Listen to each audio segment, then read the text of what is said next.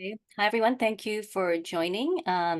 Today, I'm going to review Chapter 13, Inferential Statistics, Interpreting Results. Okay, that's a good start. Okay, here we go. So Chapter 12 was on descriptive statistics, which literally is giving you a summary of what the data is telling you. Inferential statistics has a different purpose, right? So with inferential statistics, we now have a hypothesis that we're testing. And hopefully remember that we try to be conservative when we're doing research. So the assumption we make is what we call the null hypothesis. The way to remember that is null means nothing. So in other words, our conservative approach is that we believe that the intervention, the X variable, independent variable, does not have an effect on the Y variable. That is the null hypothesis that we always assume, because it's easier, if you think about it, to test if something does something equal zero?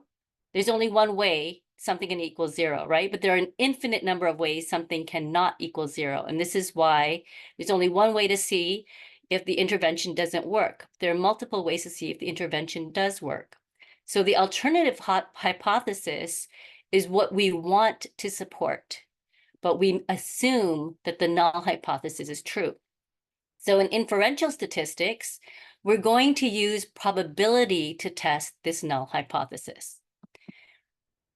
When we are thinking about the many different analyses we can do, it really depends on the type of variables that we're collecting, which is why we go back to those scales of measurement. Remember, nominal, ordinal, interval, and ratio. So when we start thinking about this, your research proposal, the topic, what is the goal? What do you want to do with the research? So you have a topic you're interested in, but any topic can be investigated in a way that it addresses a different goal. So if the topic is about anxiety during COVID, okay, what's the goal? Is it to describe, explain, predict, or control? If we're talking about description and we're talking about anxiety, we might think about how often does it happen? What's the frequency? Maybe when we know about how often it happens, we might want to look at variables that are involved. Why do certain people have more incidences of anxiety than others? Or what are the personality characteristics that might predict how much anxiety somebody has experienced because of COVID? So the research goal is very important. And hopefully in your proposal, you were very clear about what your research goal was. So it's one component to choose a topic, but choosing the goal is a different component. So the goal of the research question will determine your design and the types of variables you collect. How many independent variables are being studied? Remember, factorial design is when you have more than one independent variable. That factorial design can be applied to any of the types we looked at: surveys, experiment, quasi-experiment, non-experimental, observational. As long as you're looking at more than one variable, more than one independent variable, then it's a factorial design. So that will also make a difference, because if you're studying more than one independent variable, you could have two completely different scales of measurement. One can be categorical or a nominal, and the other one can be racial or quantitative. So that makes a difference. And the other part, how many observations or participants are included? Are you doing just a descriptive study where you only have one group and you're just learning as much as you can about them? That makes a difference on the analysis you do. So these are all factors that you need to consider. So when we think about research, many different types of analysis, but actually we can boil it down to just three. Are you comparing group percentages? Are you comparing group means, or are you correlating individual scores? So when we're talking about more than two groups, that's what we're looking at. Any questions so far? Okay. If we are looking at just nominal or ordinal data, remember, nominal ordinal data are considered qualitative variables. So, for example, eye color is a nominal type of data. City type, or anything that's categorical that does not have a quantitative component is going to be considered qualitative, right? So we can do an analysis, and the analysis type is a chi-squared. So in a chi-square, what we're doing is we're just counting. We're not measuring anything. We're just counting. How many people have blue eyes? How many people have brown eyes? How many people think homework is useful? If it's a yes or no question, then we're talking about nominal data. But you can still do some analysis. So a goodness of fit test is really just to see how much the data you're observing mirrors what you expect to observe based on previous research. So a goodness of fit chi-squared is something that you would do to maybe see if the sample that you've collected follows a normal distribution, something like that. So this is something that researchers do just to see if there's something funky going on with the sample size that they have. Test of independence really looks at whether you're supposed to have two different, your two variables. So let's say it's eye color and something categorical, left-handedness, whether somebody's left-handed or right-handed. The test of independence is used to see if it is truly, are they really independent groups, eye color and handedness, or is there some kind of relation that's going on between them? So, and then the last one, the test of homogeneity, is used to see how different proportions of samples are doing. You don't need to know that part. What you need to know is how to interpret the results. So here are types of chi-squared results, and I'm going to go over each one. Just to know, right? So in the exam, I'm not going to say a chi-squared test of independence, because what I'll do is I'll give you the results. So it's more like the second one. The proportion of subjects who reported being depressed did not differ by marriage. And that funny looking X is the chi-square. So chi-square, and then you have the parentheses, 1 comma n equals 104 equals 1.7 comma p is greater than 0.05. I could give you something like this, and then here's my question. What does it mean? So let's go over each one. First example.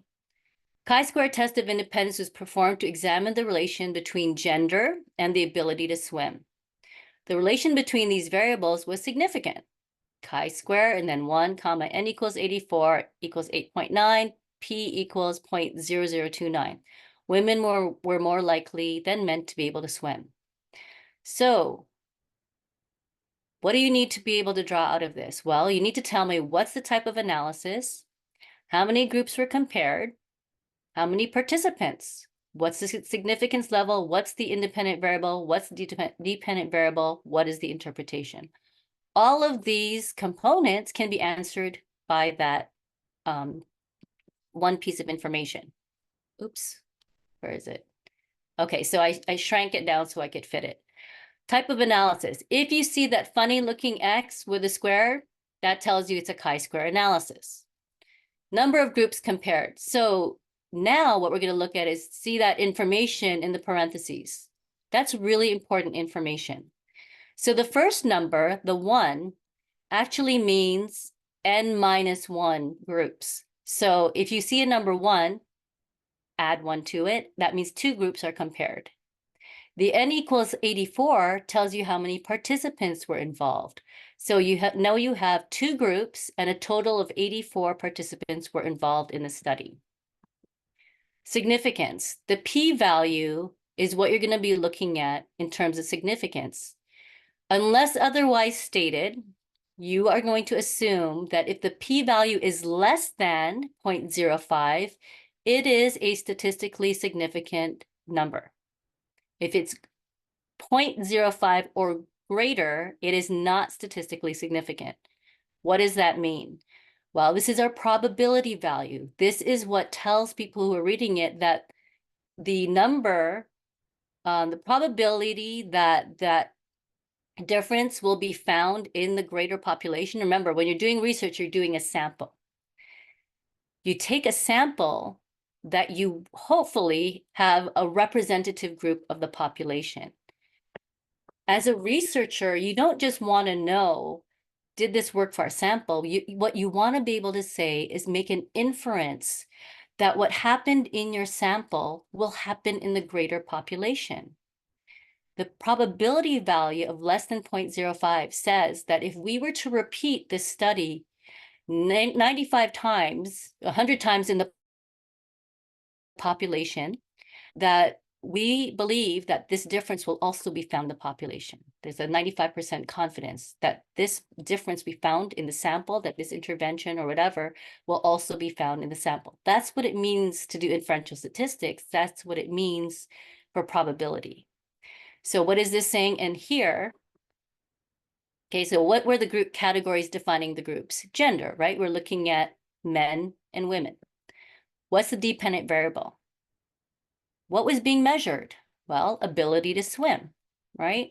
So what is the interpretation? There is a significant difference in gender, with women more likely to be able to swim than men.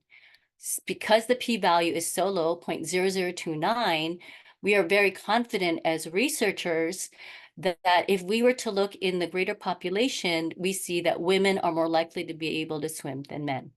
That's the interpretation. Are there any questions of the result and how you find the different types of information from that result? No questions? So you're saying that if the p-value is less than 0.05, that indicates that there's no significant value, right? Or significant result? Statistically significant, yes. Okay, thank you. Okay, so here's another one. The proportion of subjects who reported being depressed did not differ by marriage. Chi-squared, 1, n equals 104 equals 1.7, p is greater than 0.05. So what kind of analysis is this? Chi-squared? Right, chi-squared, okay.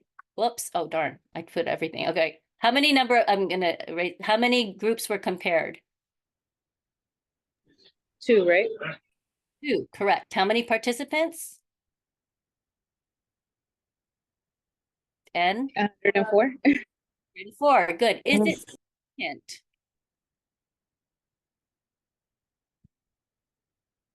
Is this statistically significant? Yes. No. Well, p-value is greater than 0.05, so the answer is no, it is not statistically significant. So that's why it says the proportion of subjects who reported being depressed did not differ by marriage. That being said, what is the independent variable? What's the difference between one group and the other?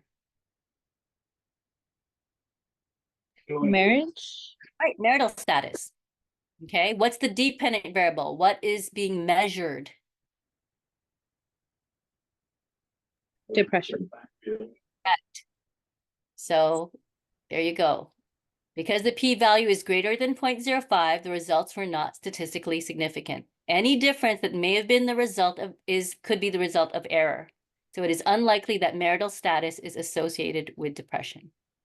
That's the interpretation. Any questions? Professor, I don't know how we know the group, compare the number of group. Oh, because that number 1, just add 1 to it. So see in the parentheses, you have 1 comma n equals 104.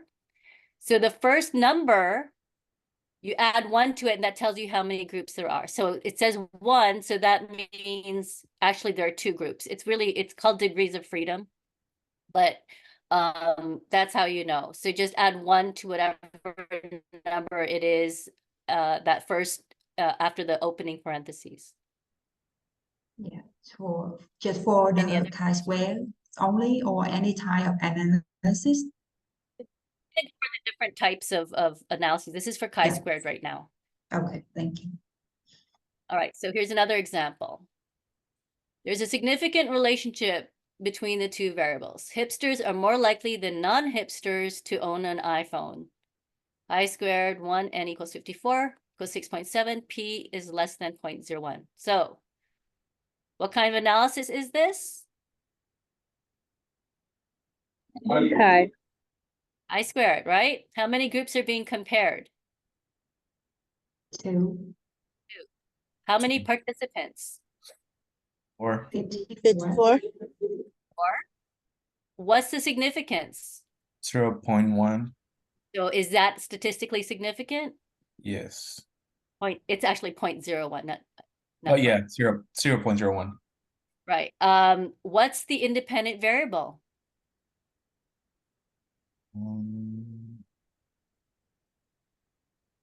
The hipsters? Hipsters, yeah. Your status, right? What's the Yeah. independent variable? Owning the iPhone. Correct. So what's your interpretation?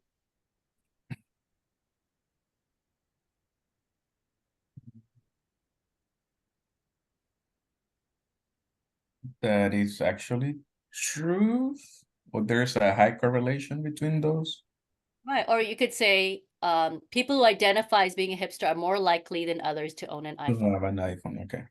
Okay. So that's the kind of when I say I'm interpreting results, okay, I think this is the last one for chi-squared. Chi-square test of independence showed that there was no significant association between gender and chocolate preference. Chi-squared 2, n equals 88, 2.1, p equals 0.35. All right, so type of analysis, easy, right? The chi-squared. How many groups are being compared? 4. How'd you get 4? Would it be 2 squared? No, just 2 plus 1 is. Oh, okay. 3. Great. So if we're talking about gender, then it's probably male, female, and non-binary, right? How many participants? 88. Correct. Is it significant? No. Oh, Yes. yeah, 0.5, right? Is 0.35 greater or less than 0.05? Oh, it's greater, so it's not significant. Right. And it actually says there, it says there is no significant association. Yeah. What is the independent variable? Gender? Correct. And what is the dependent variable? Chocolate preference. Correct. There you go. So non-significant results suggest there is no association between gender and chocolate preference. Any questions about chi-squared? Okay. So pretty easy, right? So most likely in the exam is, I'm not going to tell you if it's significant or not. This one is most likely what you would see, where it would be just kind of the result. The proportion of subjects who reported being depressed did not differ by marriage, and then it gives you the analysis and the information. So I'm not really saying significant or not, and I won't tell you what kind of analysis was done. You tell me. So this would be typical short answer. Okay, so let's move on. Comparing group means. We can only take means for quantitative variables, right? So we're talking interval and ratio scale variables. Nominal and ordinal scale variables, you can only do chi-square. That's the only analysis you can do. When you start talking interval and ratio, you have many more choices in terms of what kind of analysis you're going to do.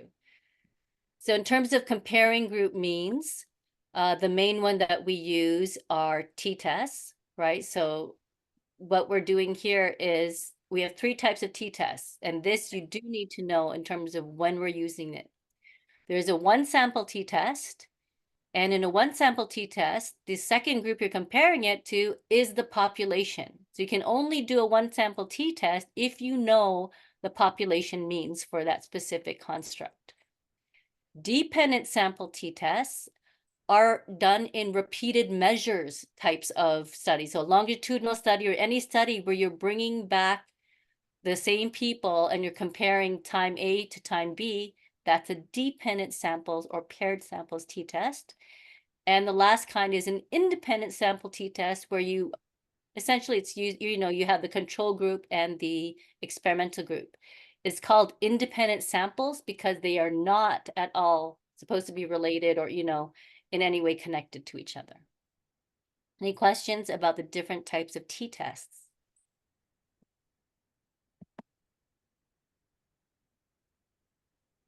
What's a one sample t-test one more time?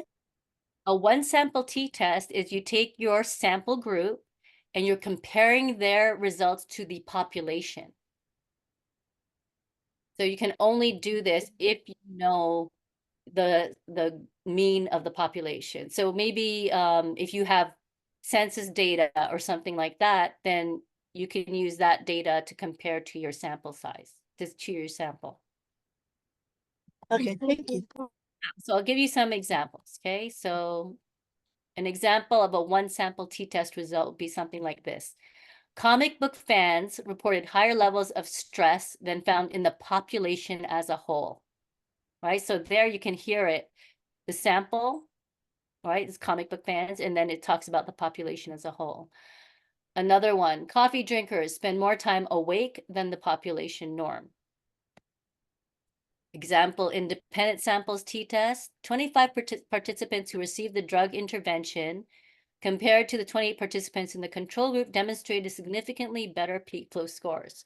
So in APA, when you're reporting t-test results, the M stands for the mean and SD stands for standard deviation. So what you want to see are what are the values, the mean and standard deviation of the group that you're looking at. In a one sample t-test, all you're reporting is that one sample's mean and standard deviation. So you're going to just assume you don't have to list down what the mean and standard deviation are for the population as a whole. And I'll talk about how to break down the information in the t-test.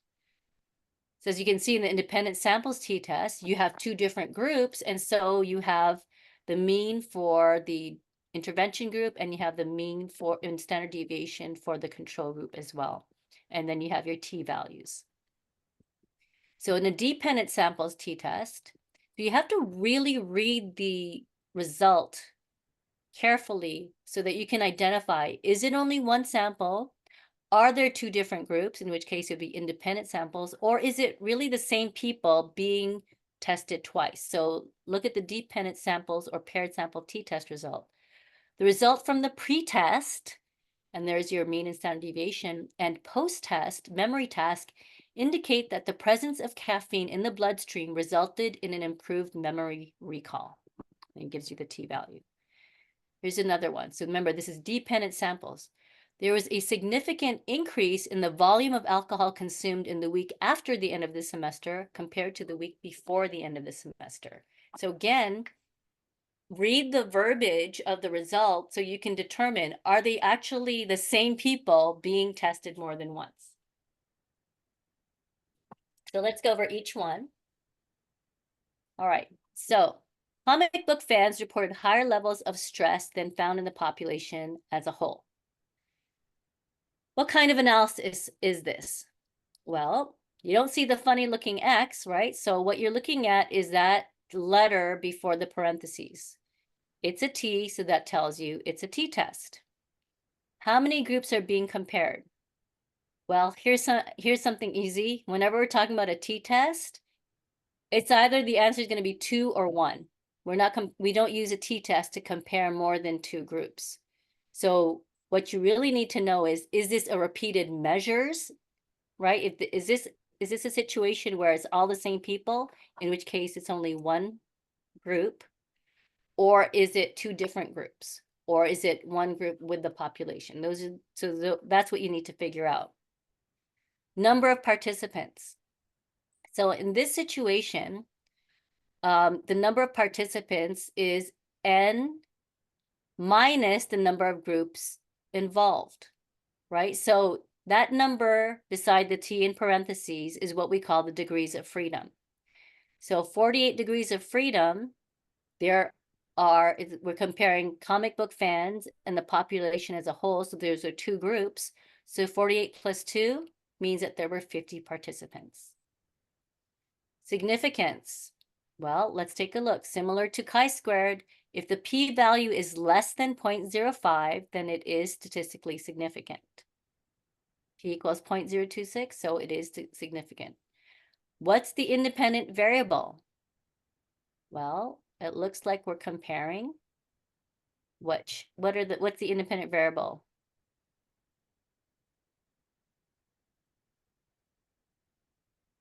Comic book fans? Yeah, whether or not you like comic book whether or not you like comic books, right? What's the dependent variable? What's being measured? The stress level. Correct. And then you have your interpretation, right? So here's the answers. So type of analysis, you see the T, that tells you it's a t-test. The comparison is with the population, so it's a one sample t-test. I do want you to be specific about what kind of t-test it is for full points. Number of groups compared, 2, right? You're comparing the sample you have and the population. Number of participants. So this is a little trickier than chi-squared, because with chi-square, you just add 1. For t-test, it's n minus the number of groups. So 48 is the answer. So 48 plus 2, because you have 2 groups, that means 50 is how many people you have. Significance, what you just want to know, is it less than 0.05? Right? Then if that's true, then the results are significant. And we talked about what the independent variable was. So you look for what's the difference between the groups. So in this case, it's whether or not they like comic books. And then dependent variable is always what was being measured. And so level of stress. Interpretation, results indicate that comic book fans are more likely to have higher levels of stress than the population as a whole. Any questions? Professor, this example is the same in the homework sheet, but the answer in the homework sheet is the sample size in 49. It's not 50. Oh, So, okay. 50. I'll have to change that. Thank you. oh yeah. Yes, it's n minus the number of groups. Right, so this one, coffee drinkers spent more time awake than the population norm. What kind of analysis is this?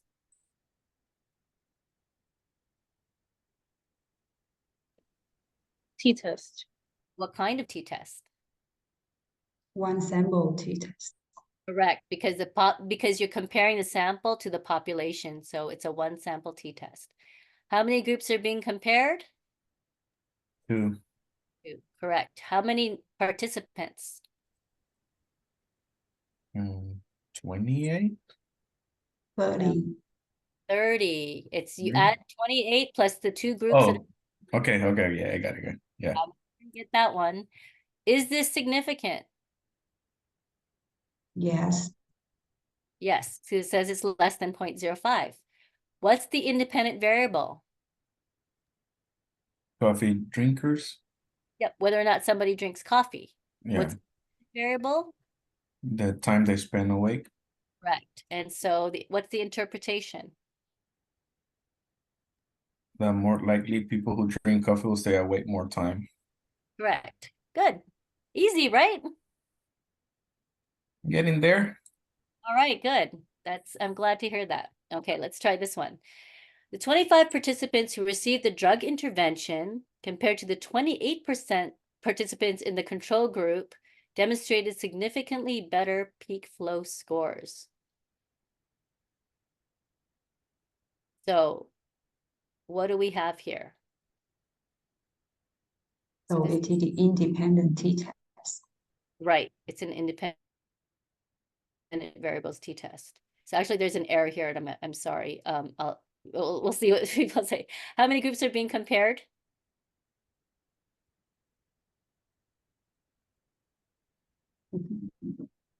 Is it 2? Yeah, it's 2. It's a control group and experimental. And the control group. Yeah. Right. Number of participants is where there's an error. Yeah, they should be same amount in both groups, right? Ideally you would, but actually, so the error is that shouldn't be 51. So I already told you it's 25 and 28. So you add that up together. Yeah, Right? that's 53. That is Yeah. correct, actually. Sorry, it's 53. It is 53. Okay. Is it significant? Yes. Correct. Okay, what's the independent variable? The treatment. Yes, the drug intervention, right? Yeah. What's the dependent variable? The flow score. Peak flow score. So this is an asthma medication. Okay. Interpretation? That actually the treatment works, and whoever received the drug had improvement in their peak flow scores.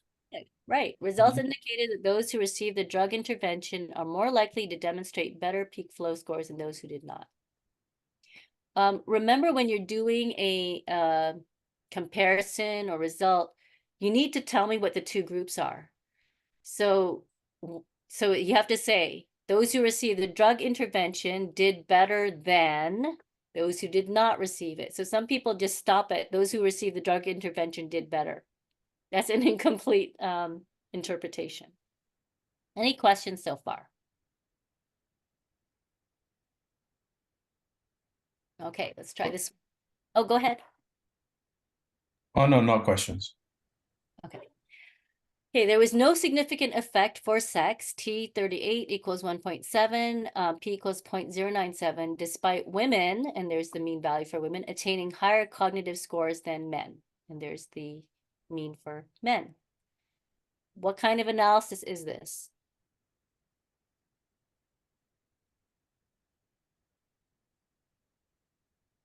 Independent t-test. Correct. How many groups are being compared? 2 group. Yes. And how many participants?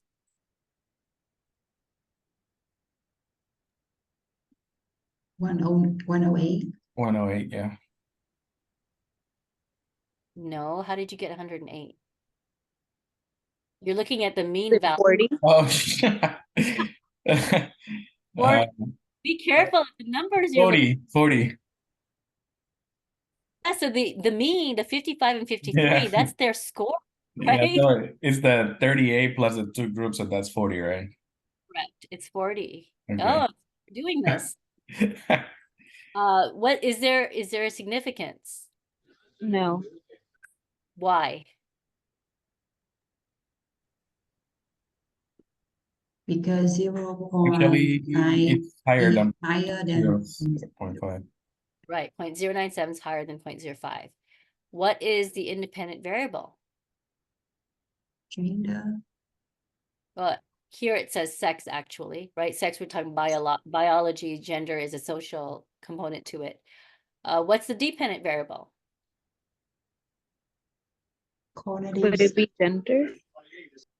No, so the gender or sex is the independent variable. What is being measured? Cognitive score. Right, cognitive score. So here's the interpretation. Results indicate there are no significant differences between men and women with regards, oops, that kind of messed up, to cognitive ability or cognitive score.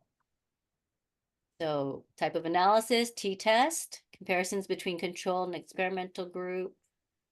It's independent samples, two groups. So degrees of freedom, right? You see that after the T is 38 plus 2, so you had 40 people. It is greater than 0.05, so it's not significant, and just know how to find the independent variable and dependent variable. Okay, how about this one? The results from the pre-test and post-test memory task indicate that the presence of caffeine in the bloodstream resulted in an improved memory recall. T19 equals 3.1, P equals 0.006. So what kind of analysis is this? Dependent t-test. Yes, dependent samples or match pairs t-test. How many groups are being compared? 1. 1. How many participants are there? 21. 20. It's 20 because there's only one group, right? So Oh, 9 yeah. plus 1 is 20. Is this significant? Yes. Yes.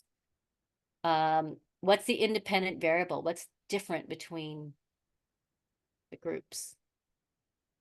Caffeine in the bloodstream. Correct. What's the dependent variable? Improvement in memory recall. Memory. The memory, yeah. Recall it, just memory recall, right? And what's the interpretation?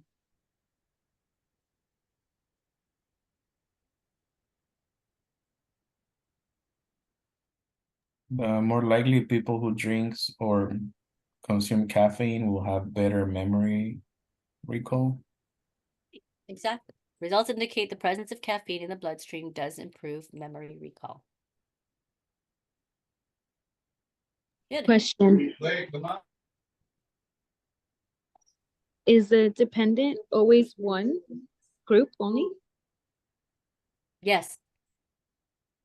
It's always one because you're just doing time one and time two. So it's a repeated measure. So remember, in repeated measures, the same participants are in every condition. So it's only one group. Thank you. All right. There was a significant increase in the volume of alcohol consumed in the week after the end of the semester compared to the week before the end of the semester. So what kind of analysis is this? T-test. What kind of t-test? Dependent. Dependent t-test. Yes, dependent samples, or it's also called paired samples t-test. And how many groups are being compared? One. One. How many participants? 53. Correct. Is it significant? Yes. Yeah, it's really Pretty significant. accurate, actually. We're at the end of the semester. What does that tell me about you students? Stress relievers. Do it after finals, okay? Oh, yeah. What's the independent variable? Alcohol consuming. Alcohol consumption. No, that's what's being measured, right? Yeah. The So- volume. Is it the period of time? Or Right. student. Time during the semester. That's a tricky one, right? But look at Yeah. what we're looking at. It's the time so consumed in the week after the end of the semester compared to the week before the end of the semester. So Mhm. it's the time during the semester is the independent variable.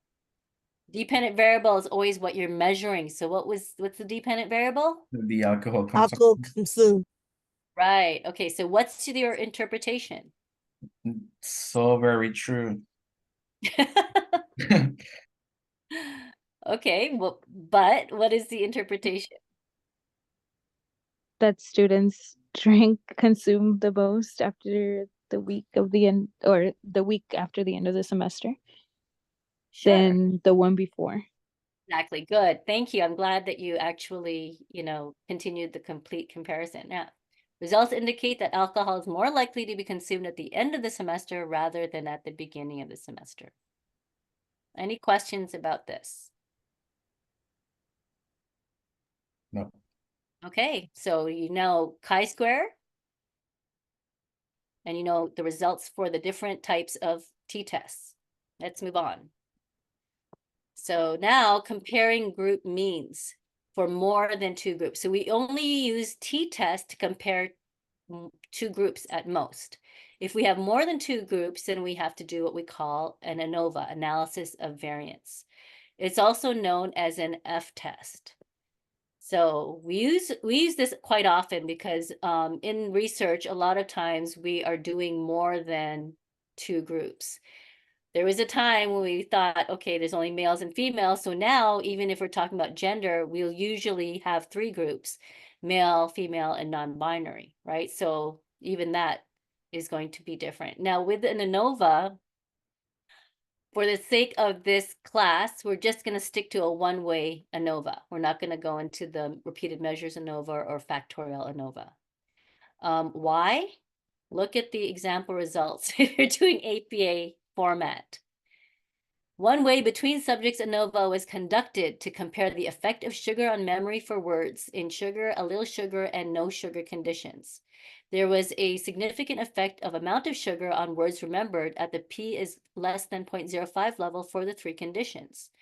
And that gives you the F value. Post hoc comparisons using the Tukey HSD test indicate that the mean score for this sugar condition was significantly different than the no sugar condition. However, a little sugar condition did not significantly differ from the sugar and no sugar conditions. Taken together, these results suggest that high levels of sugar really do have an effect on memory for words. Specifically, our results suggest that when humans consume high levels of sugar, they remember more words. However, it should be noted that sugar level must be high in order to see an effect. Medium sugar levels do not appear to significantly increase word memory. That is an example of APA format ANOVA results. I am not going to do this to you in this exam. Thank you.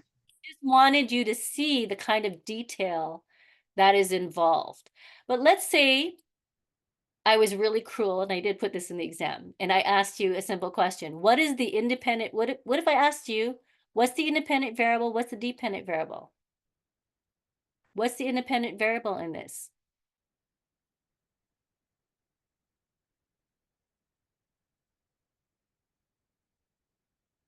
Yes.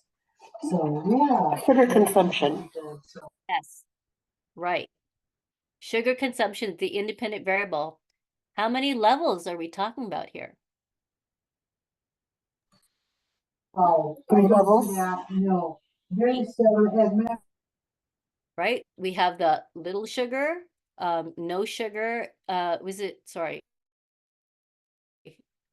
sugar, a little sugar, and no sugar conditions. What's the dependent variable? Effect The of sugar memory. memory. Right, memory. That's what we're looking at, memory recall for words. So I'm not going to do this. What is more likely, I'll give you a simpler analysis, right? So let's see. The methods used are reality therapy, behavior therapy, psychoanalysis, Gestalt therapy, and of course, a control group. 20 patients are randomly assigned to each group. At the conclusion of the study, changes in self-concept are found for each patient. Purpose of the study was to determine if one method was more effective than the other methods in improving patient self-concept. They found F4, 75, 18.92, P is less than 0.001. So let's go back to our fun questions. What is the type of analysis here?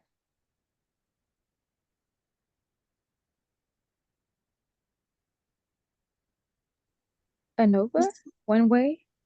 Yes, One way? that's correct, right? It's so when you see the funny looking x squared, that's a chi-squared. What do you see if it's a t-test? A T? Right. You see the T group, yeah. When you see the F, what do you know it is? The F test? Also known as? ANOVA? Correct. Nova, yeah. How many groups are being compared? 2. Tricky. You could read. Is it 5? Right? Yeah, it's 5 groups. So you know, just looking at this is like, okay, reality therapy, behavior therapy, psychoanalysis, gestalt, and controls. There's 5 groups. Oh yeah, okay. So it's one for every condition, kind of. Yeah, so it's kind of telling you what the different groups are, right? Okay. So number of participants. This is a little bit trickier. Would it be 20 times 5? No, because you actually can't make that assumption. Okay. We'll talk about how to find it. So the numbers in beside the F, the 4, 75, those are 2 different types of degrees of freedom. And what you're gonna do is really add, so 75 plus 4 plus 1, and that's how many groups you have. Significance, is it significant? Yes. Yes. What's the independent variable? Let's see. The type of therapy? Correct. And what is the dependent variable? The effectiveness? So, Or What? the self-concept improvement. Right. Patient self-concept is the dependent variable. So here, In F475, so you know when you see the F that it's an ANOVA. Values have the meaning, so it's between groups, degrees of freedom, right? So the 4 is the number of groups minus 1, and then the 75 is called the within groups degrees of freedom. So that's the number of participants minus the number of groups. So that's what the 4 and 75. So 4 plus 1 is 5 groups. So you just have 75. And actually, it should, sorry, that's a mistake. That should be 70. 75 minus 5 equals 80. So it's a number of participants minus the number of groups is what the 75 represents. So that should be 70, not 80. Yes, it's significant because P.001 is less than 0.05, and you're correct with method of therapy and self-concept. So a simple interpretation would be numerous therapy methods will change patient self-concept. Another really an easy question that I could ask is give something like this. 3 professors were each teaching one section of a course. They all gave the same final, and they want to know if there are any differences between their section scores. So going back to our null hypothesis, alternative hypothesis, what would they be? If I give you this result, I say, what are H sub 0 is the null hypothesis, H sub 1 is the alternative hypothesis. What are they?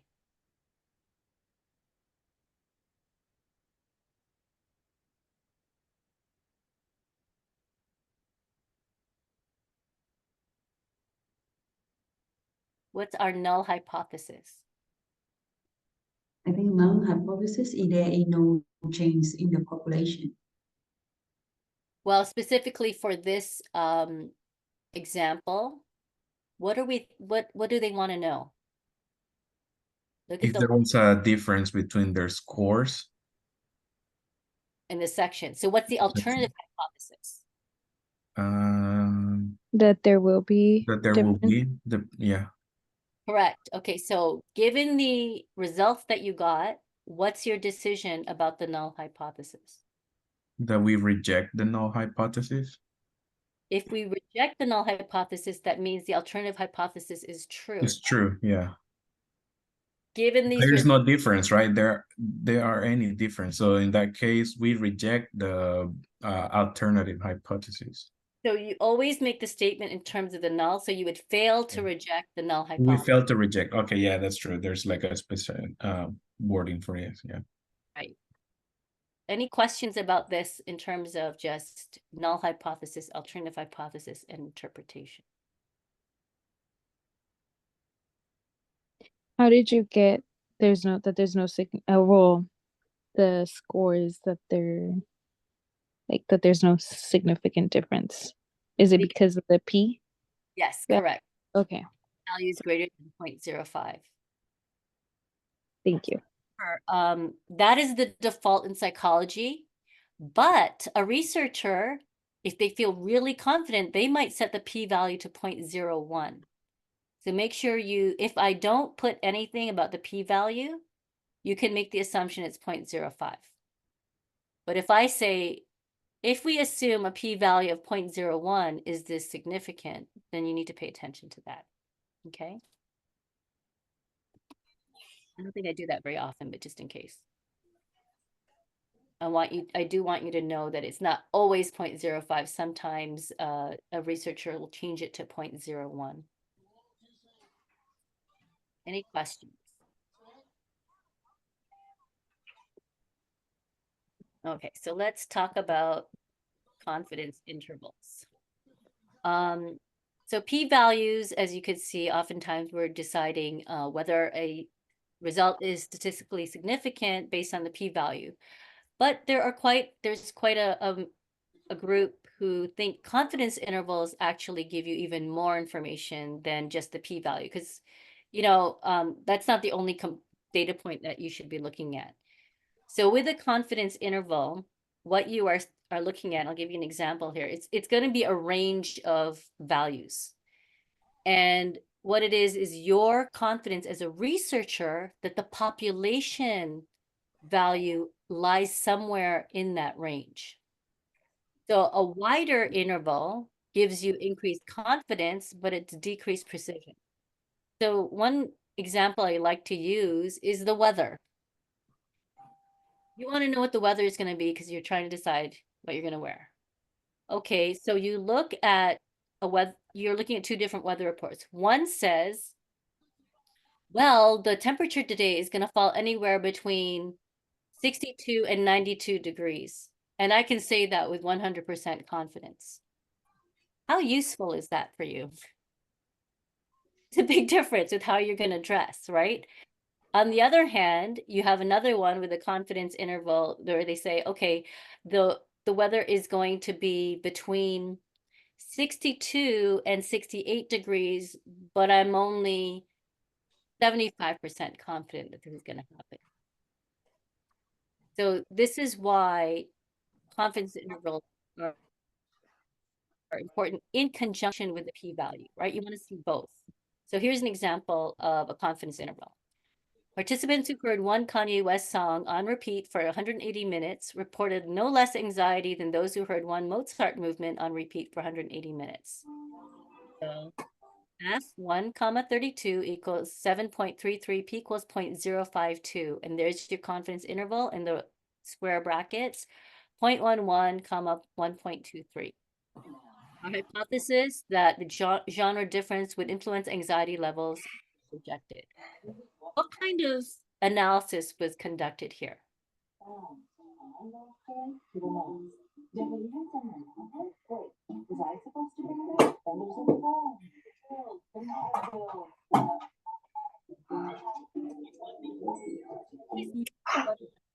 That's a music.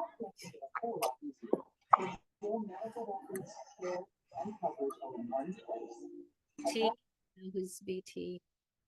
Okay, thank you. What kind of analysis is this?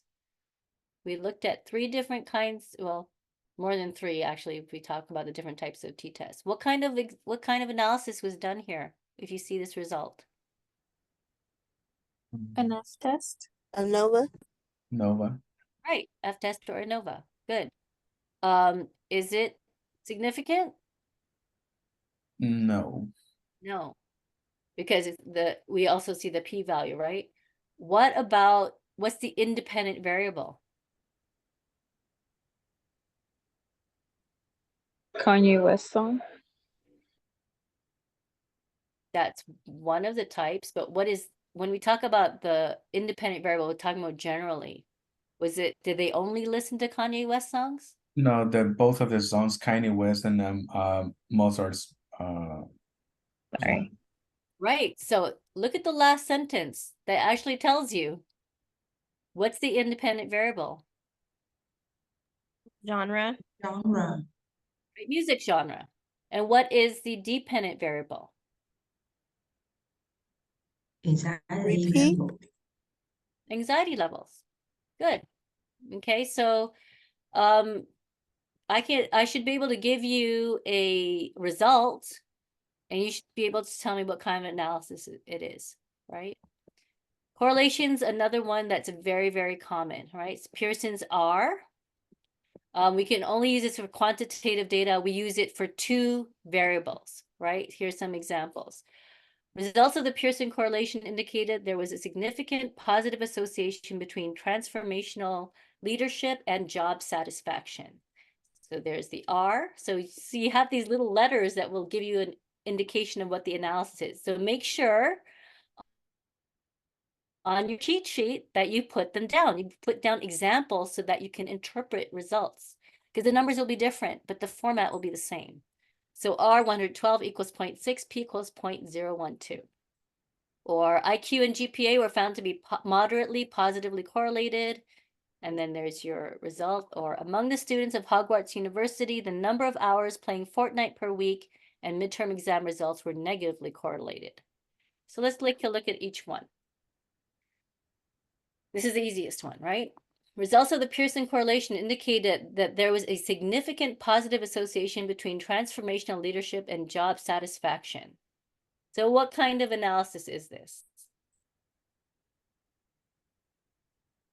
Correlation. It's a correlation, right? So if I even took out results of Pearson correlation, if I just said results indicated, that little R tells you that's Pearson's R, that it's a correlation. Number of groups compared.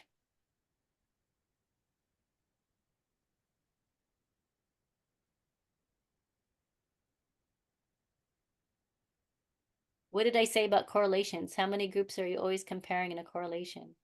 2. 2, correct. How many participants are there? 114. Correct. So same thing, 112, Plus the 2. right? Is it significant? No. Oh, yes, yes, yes, yes. Okay. Yeah. What would the independent variable be? It's not quite right for a correlation, but even in a correlation, there's one variable that we think will be more influential than the other. So which one, based on the verbiage, is more likely to be the independent variable? Transformational leadership, Right, so exactly. And what's the dependent variable? job satisfaction. Good. And then interpretation is transformational leadership is positively associated with job satisfaction. Any questions? All right, let's do this one. IQ and GPA were found to be moderately positively correlated. R38 equals 0.34, P equals 0.032. What kind of analysis is this? Correlation. Correlation. Number of groups? 2. 2. Two. How many participants? 40. 40. Good. Is it significant? No. Oh, yes. Yeah. Now, if I had said that, if I said with a p-value of 0.01 is significant, then you would say it's not statistically significant. Since I don't say anything, you can assume it's 0.05 is the alpha level. Independent variable. IQ, Dependent variable. GPA. Correct. And interpretation.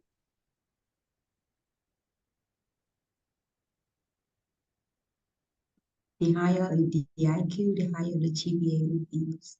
Right. Exactly. Good. Questions? Okay, one more. Among the students of Hogwarts University, the number of hours playing Fortnite per week and midterm exam results were negatively correlated. R78 equals negative 0.45, P is less than 0.001. So what kind of analysis is this? Correlation. Correlation. How many groups? 2. Participants? 80. Is it significant? Yes. Yeah, it's actually really significant. Really significant. Yeah. It's the IV. Fortnite. Amount of hours playing Fortnite. Good. And what's the DV? Exams results. Right. So what is the interpretation? That there is. So this is a little tricky because since the correlation is it like possibly a positive correlation between hours and scores, or negative since the scores are going down? It's negative, right? It's So if negative, the okay. value is moving in the same direction, it's positive. If the values are moving in the opposite direction, then it's negative. Okay. That It's a you, negative. Okay. right? So the more hours a Hogwarts University student plays Fortnite, the lower the midterm exam results. So that's an example of a negative correlation. Any questions? So in the interpretation, do we have to stay negative or positive, ma'am?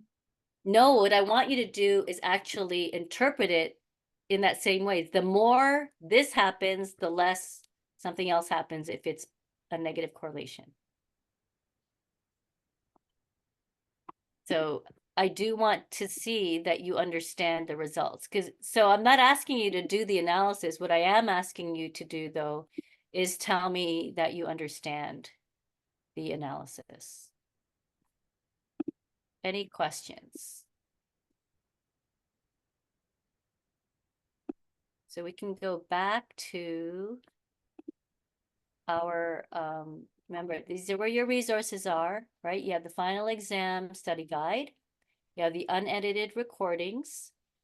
You have the homework 5 and 6. I'll make a correction. You have these modules. So remember, this actually is just going on APA, which is what chapter 11 is, chapter 12 and chapter 13. It's really only 3 chapters. The cumulative component has to do with validity. So let's take a look at the study guide, right? So these are the different things you should know about APA. And I actually put APA after the descriptive statistics and inferential statistics questions. I could change that. Do you have a preference? Do you want to do APA questions first? Or like I could do it in the order of the chapters, or should I put the statistics components first? Since you're here, I'm going to listen to you people. Any preference? I say in order, probably. Same in the, or in the Yeah, I same. think in order. Yeah, in order will be better. All right, I'll move it around then. So, you know, keep in mind, so in terms of the APA questions, there will be a screenshot of, for example, a title page, and you tell me what's wrong with it or if it's perfectly fine in APA. Those are the types of questions it's going to be. So there will be questions on a title page, abstract, introduction, or body, and reference page and citations. So those are the types of APA questions. There could also be sentences, and you tell me, is this following the guideline of APA? That kind of those kind of questions. So make sure that you have a good handle on those. Remember, your cheat sheet for exam 1 is completely different from your cheat sheet for exam 2. So you actually get to have 2 cheat sheets, total of 4 pages. So that's plenty of room to be able to write down examples and things to help you, okay? We talked about, we really focused today on the inferential statistics. So descriptive statistics, mean, median, mode, when do you use them, right? What kind of factors determine what sort of analysis you're gonna do? So that would be the type of data you're collecting, what's your research goal, how many groups are you comparing? Those are factors that will tell you what kind of analysis you can do. Visual representations, right? Like when would you use a histogram versus a bar graph? Well, histogram is for continuous data, for quantitative data. A bar graph is for qualitative data because you're just looking at frequencies, right? Same with the pie chart. Make sure you're comfortable with the normal distribution, 68, 95, 99% rule. Make sure you have a really good understanding of that. You know, what percentage of the population falls within 1 standard deviation, within 2, within 3 standard deviations, and different combinations of those. Analyzing distribution shapes. How many peaks are there? Is it Question, is there gonna be any calculations that we have to make, like some I don't know, like some quick math like the one in the homework? Yes. Okay. Yes. And I don't give you a lot of data points because I know you're in an exam, but yes, there will be calculations. And so you can use your own calculator, but there will also be a calculator in Proctorio. Sorry, in Respondus, not Proctorio. So meaning, calculation, use of percentile rank, z-scores, Cohen's correlation. So make sure, I'm not going to ask you to perform a correlation, just interpret it. What does it mean to have a, 75 percentile rank? What does that mean? You will do calculations for z-scores, normal distribution. If you make sure you do the practice quiz, because those are exactly the types of questions you're going to be asked for part 2, just different numbers. Inferential statistics. So we say statistics for samples, we say parameters for the population. What effect do outliers have? So this is especially true with measures of central tendency, right? Extreme scores will skew your distribution. So you want to be careful of that. The bigger your sample size, the less likely an outlier is going to skew your distribution. So you want to have as big a sample size as possible. And we talked about the null hypothesis and alternative hypothesis. So you either reject the null hypothesis, which means that your alternative hypothesis is supported. That's what we want as a researcher.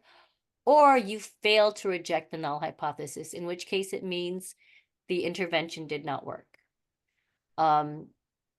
Type 1 and type 2 errors, right? So you want to make sure that you know, so either you're going to be a researcher who finds a result in your sample, and that's also a result that would really occur in the population, right? In which case it is an accurate finding, or you find the result that happens in your sample, but it won't be found in the population, right? So these are kind of different errors that we want to be able to understand, we want to avoid.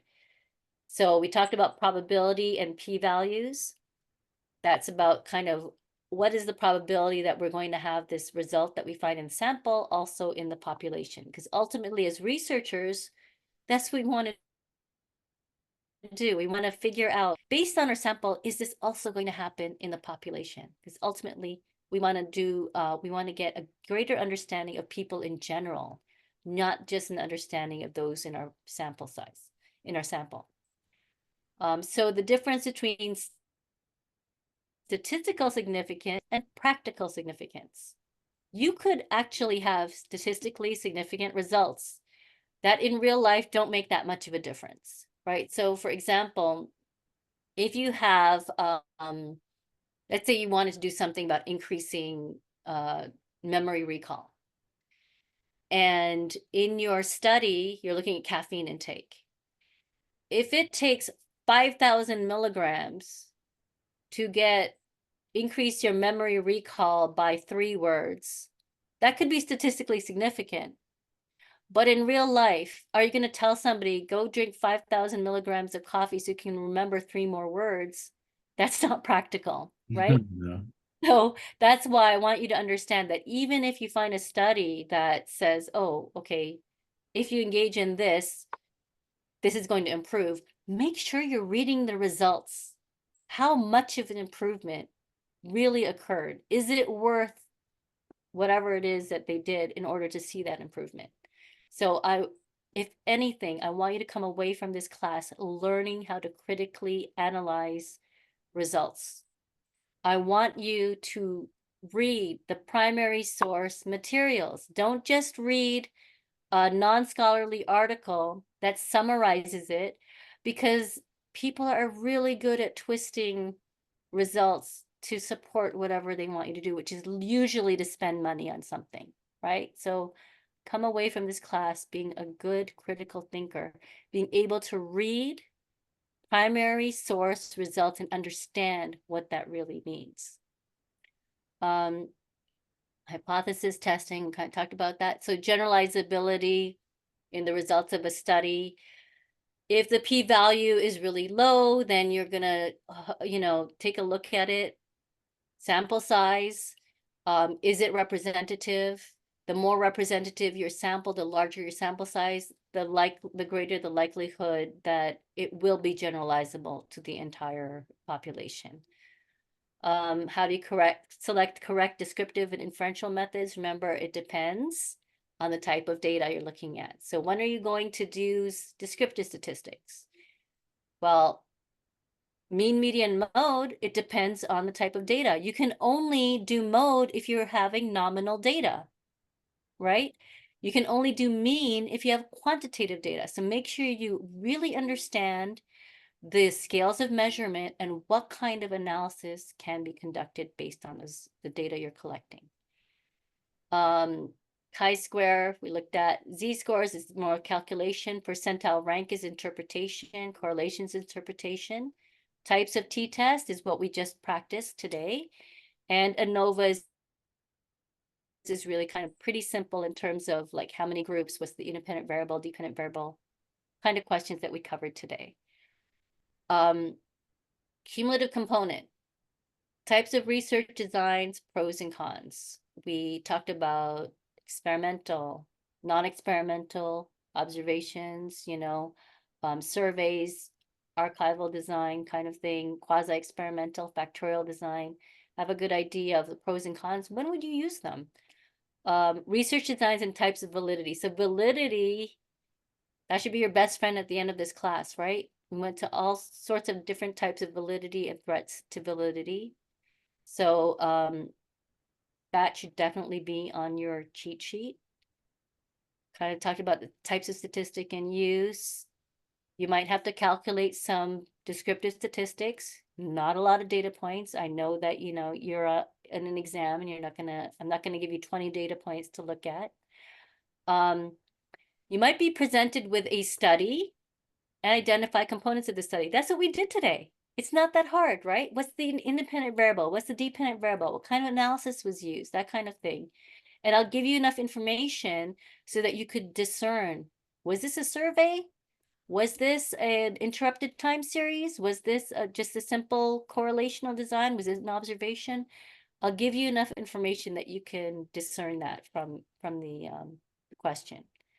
And hypothesis testing calculations, whether I'll give you a really simple kind of scenario, and then you look at the results, or maybe you have to figure out some simple results, and then are you going to reject the null hypothesis or fail to reject the null hypothesis based on the probability? Any questions?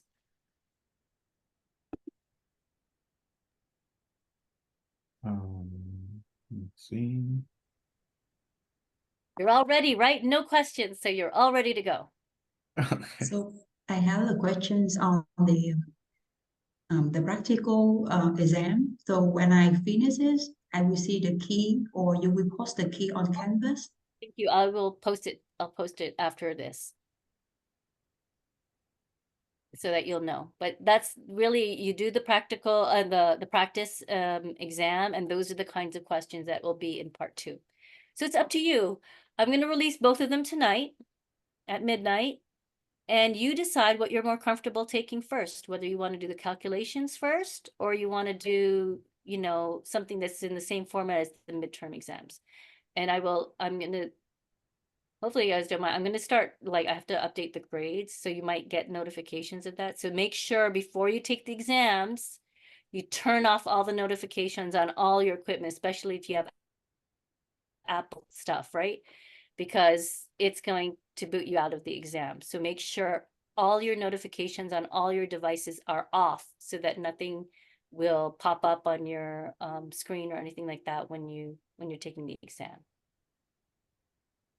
So do we have the 2 attempts like the midterm, Professor? Yes, yes. Yeah.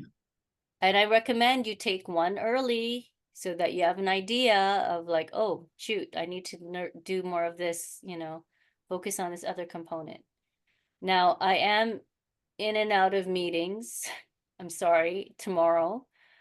But send me an email if you're having problems, and I promise I'll respond as soon as I can. I just may not be able to respond as fast as I would like to, because I'm going to be in and out of meetings, but I will monitor my email carefully and get back to you as soon as I can.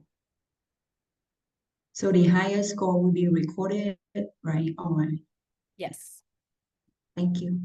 Also, keep on Thursday, last day of class, there will be an extra credit opportunity. So make sure you pay attention on the last day of class, okay? Yes. And I'll also, contact you if there are issues. I'm sorry, I got so sick last week and I just threw everything off. But I'll do everything I can to support you. So you say on Thursday you will post the extra credit, right? Yes, that's right. I'll post the extra credit. Don't forget to upload your cheat sheets too.